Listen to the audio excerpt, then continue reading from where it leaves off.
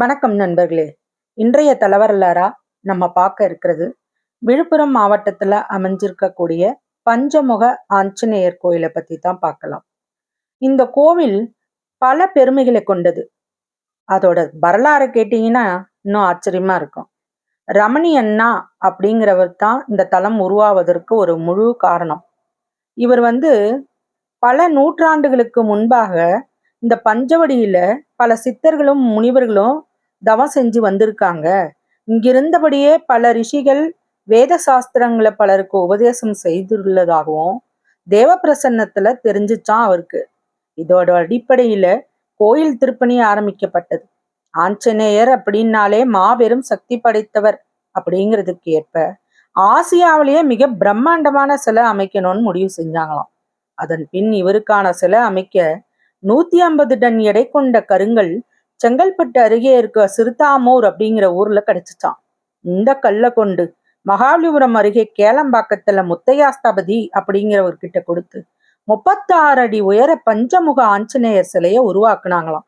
இந்த சிலை பிரதிஷ்டைக்கு முன்பா 11 கிலோ எடையுள்ள எந்திரம் தயார் செஞ்சு அதை திருப்பதி, காஞ்சிபுரம், ஸ்ருங்கேரி, அகோபிலம் ஆகிய புண்ணிய தலங்களுக்கும் கொண்டு போய் பூஜை செஞ்சு ஆஞ்சநேயருக்கு சிலைக்கு அடியில வச்சது ஜூன் 12, 2003 காலை 5:55 மணிக்கு ஜெயமங்கல பஞ்சமுக ஆஞ்சநேயர் சிலை பிரதிஷ்டை செய்யப்பட்டதாம் இவரால தான்.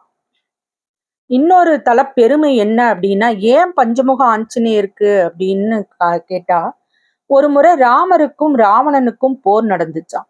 அதுல ராவணன் நிராயுதபாணியா ஆயிட்டானாம்.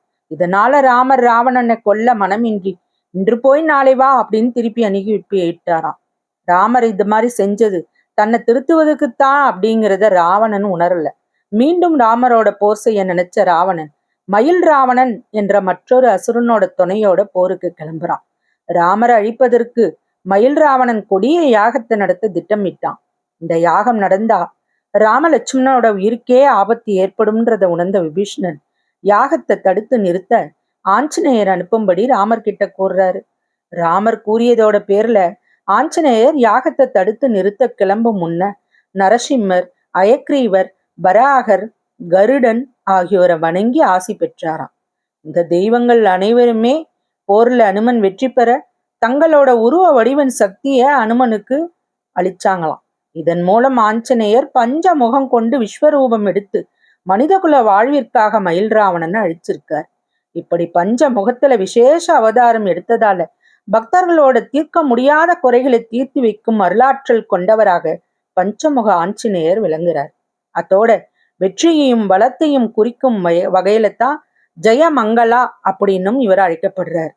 இந்த தலத்துல உள்ள ஆஞ்சநேயரை வழிபடுபவர்களுக்கு நரசிம்மரோட அருளால எடுத்த காரியங்கள்ல வெற்றியும் லட்சுமி கடாட்சமும், அயக்ரீவரோட அருளால உண்மையான அறிவாற்றலும் ஆன்மீக பலமும், வராகரோட அருளால மன துணிவும், கருடனோட அருளால அனைத்து விதமான நஞ்சின் ஆபத்து விலகும் தன்மையும், ஆஞ்சநேயரோட அருளால மன அமைதியும் சகல சௌபாக்கியங்களும் கிடைக்கும் அப்படிங்கிறது நம்பிக்கை.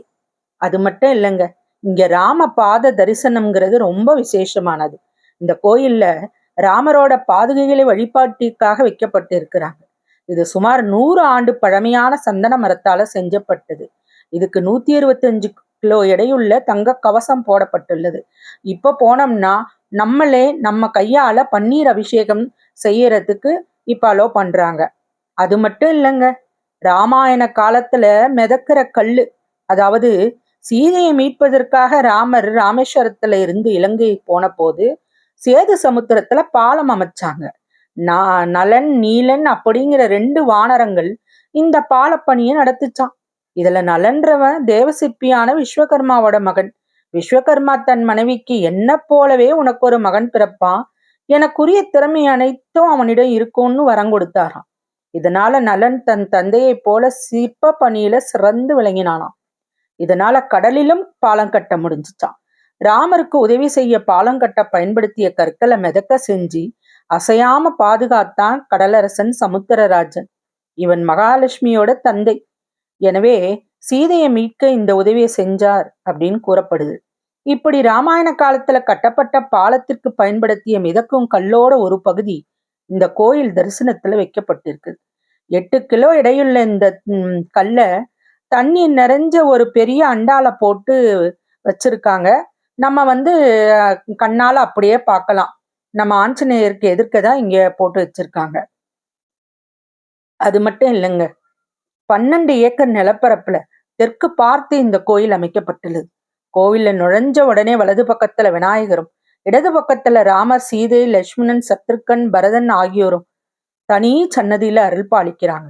மூலவர் ஆஞ்சநேயருக்கு மேல 118 அடி கோபுரம், அதன் மீது 5 அடி உயர கலசம், மூலவர் 36 அடி உயரத்துல நின்ற கோலம். இவருக்கு அபிஷேகம் மற்றும் அலங்காரம் செய்வதற்கு பிரம்மாண்டமான லிப்ட். இவருக்கு அபிஷேகம் செய்ய வேண்டும்னா குறைஞ்சது 1008 லிட்டர் பால் தேவையாம். இங்கு 12,000 கிலோ எடையுள்ள மணி இருக்கு. இதனை ஒலிக்க செஞ்சா குறைஞ்சது 8 கிலோமீட்டர் தூரம் ஒலிக்க இருக்குமா. 18 மீட்டர் அகலமும் 40 மீட்டர் ஆழமும் கொண்ட பிரம்மாண்ட தீர்த்த கிணறு, காலம் முதல் இரவு வரை தொடர்ந்து அன்னதானம். இப்படி ஆஞ்சநேயரை போலவே அனைத்துமே பிரம்மாண்டமா அமைக்கப்பட்டுள்ளது. அது மட்டும் இல்லைங்க, இப்ப வந்து மத்திய திருப்பதி அப்படின்னு சொல்லி நம்ம திருப்பதி பெருமாளை போலவே அங்க வந்து இப்ப பெருமாளும் அமைச்சு வச்சிருக்காங்க. இங்க வந்து திருவிழா அப்படின்னு பாத்தீங்கன்னா ஸ்ரீராம நவமி, அனுமன் ஜெயந்தி, இதெல்லாம் தான் இங்க ரொம்ப விசேஷம்.